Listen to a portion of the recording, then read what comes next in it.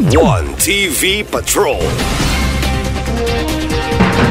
Duha ka proposed ordinance na tuki na sa gipagayong committee hearing sa konseho.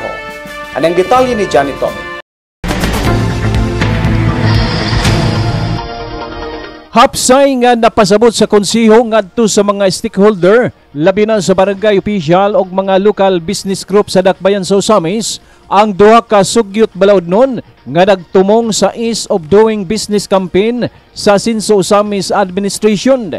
Kini ang integration o pag-usa sa isyuhan sa barangay clearance sa City Hall nga pagalukaton sa mga kumpanya nga mag-renew o bagong aplikante o walay barangay tugutang mo isyu nini gawas lang sa community tax o sedula. Sa plenary o pagdungog sa maong proposed ordinance sa regular session, posibleng tukion usab nini ang fixed amount sama sa nahitabo sa Orqueta City o Cagayan de Oro City. Samtang ang ikaduhang proposed ordinance mao ang pagdugang og 45 kaadlaw nga extension o lugway sa renewal sa business permit human sa January 20 nga deadline sa matag tuig og ang gisugyot nga 60 days extension lifetime opportunity.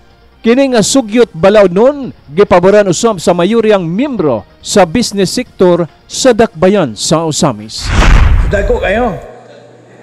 1,000 gid siya dayon yung kog ang sari-sari store wala man pud sila mo reklamo kay mao naman gyud na agreed upon sa barangay.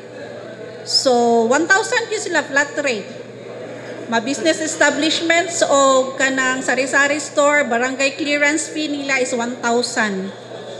Cagayan de Oro City. Nasaba ang mga kapitan nga dagko like kayo. Pero depende na silang agreement pod. Pero dayon dito sa Orqueta, depende po sa barangay kay dito sa mga isolated places, syempre gamay ra ang tawo, then gagmay ra pod mga sari-sari store tag 300 ra pod ilaa.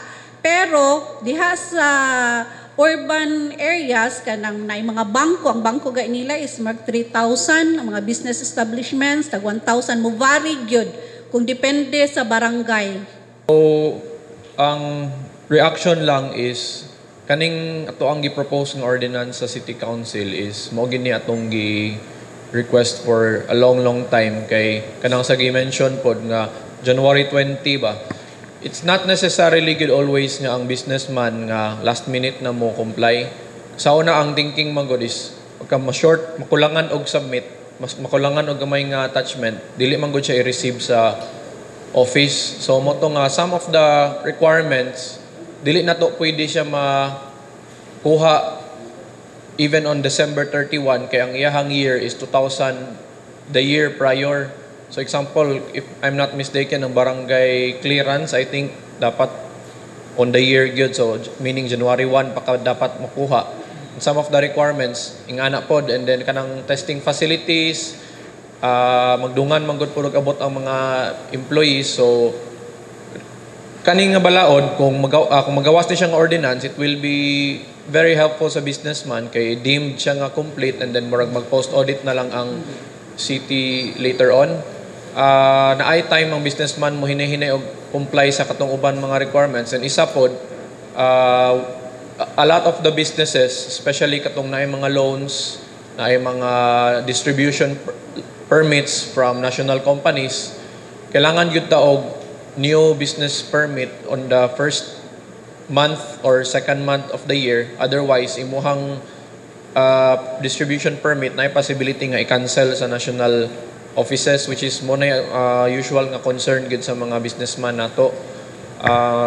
So we welcome this development from the city and very thankful nga atong ease of doing business. Hopefully in the next renewal mas mosayon. Alang sa One TV Patrol, Johnny Tommy reporting. One TV Patrol.